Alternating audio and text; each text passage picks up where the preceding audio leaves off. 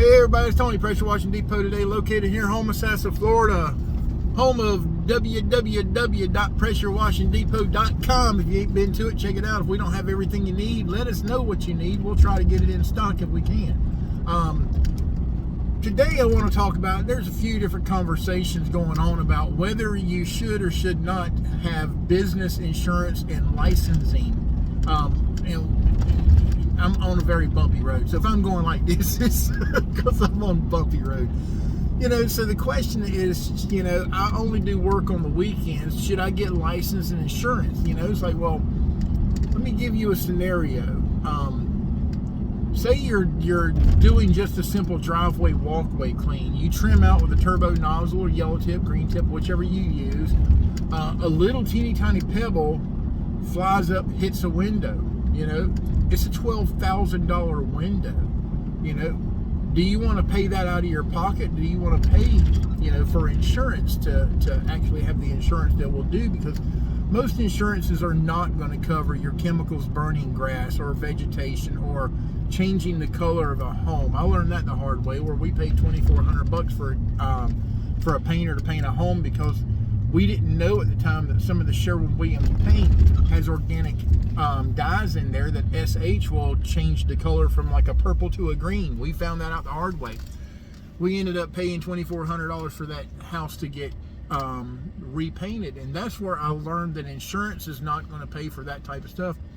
What insurance is for is when you go out there and you have a turbo nozzle spray a rock into a window, or where you're doing wood, like cleaning wood or something other, and you've like really neglected to do it carefully, and you've really ruined that wood where it can't be repaired.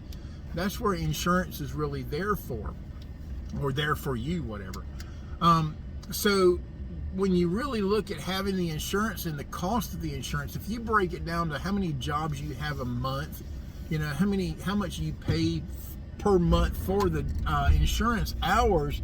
I think for a $2 million insurance company or insurance policy, we were paying, I want to say it was like $63 a month, and we were running 1,800 customers a year. So if you take that on a yearly rate and you break it down, you can do the math on that.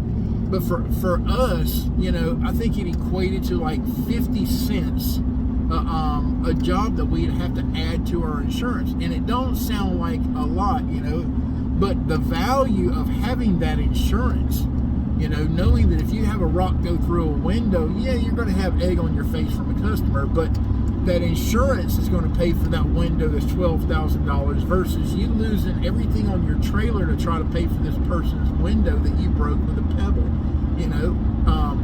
because that's actually happened to us, where one of my guys, he was actually turned on the pressure washer, turned on the ball valve, and he had the pressure washer wand pointed toward a window, and he opened it up. As soon as it opened up, we didn't have like the K7s at the time where it give you an easy start. It was like a shotgun blast when that water hit, when it come past that ball valve. It was like a 12 gauge shotgun going off with this kick that it gave, and it hit the window and it shattered this window.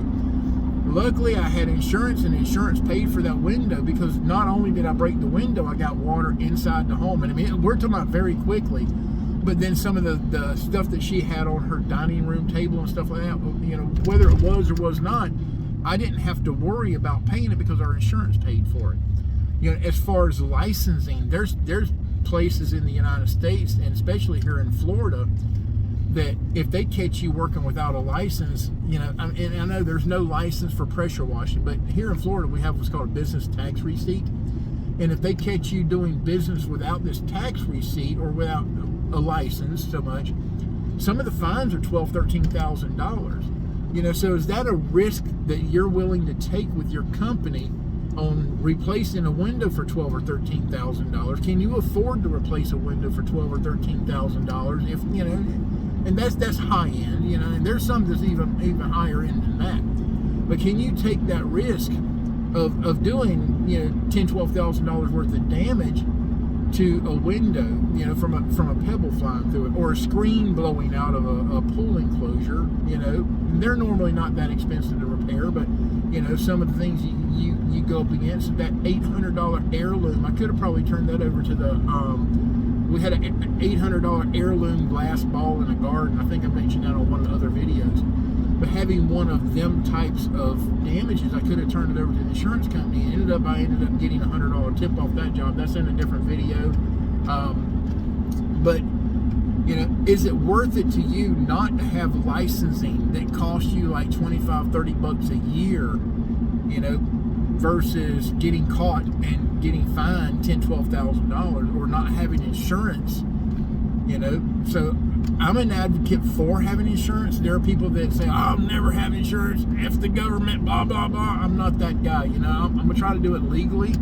You got to run it your way, but that's just my 2 cents on that. Hopefully that's a quick video that kind of points you in that direction. What is the value of having insurance and licensing, and what is the value of knowing that if you do something, you don't pay that out of your pocket? Or what's the cost of knowing that if you get caught working without a license or insurance, that you're going to possibly lose your business?